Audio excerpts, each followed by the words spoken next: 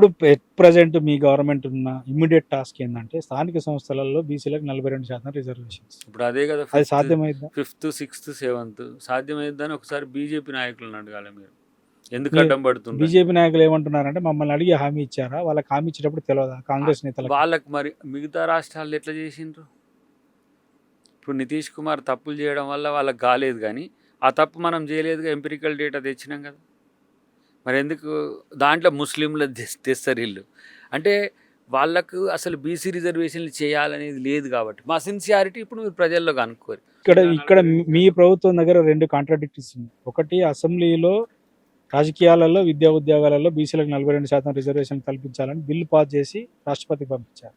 రాష్ట్రపతి దగ్గర బిల్లు పెండింగ్లో ఉండగానే మళ్ళీ ఇక్కడ క్యాబినెట్ పెట్టి ఒక ఆర్డినెన్స్ తీసుకురావాలనే ఆలోచన చేశారు. వాళ్ళు సో చేస్తలేరు కదా. రెండు కూడా పెండింగ్లోనే ఉన్నాయి. ఇంకా మరి ఒకదానికి ఒకటి కాంట్రాడిక్టరీ కాదా? వాళ్ళు చెయ్యనప్పుడు అది కాకపోతే ఇంకో అస్త్రం కూడా ఉంది, దాంతో చేసి పడేస్తాం.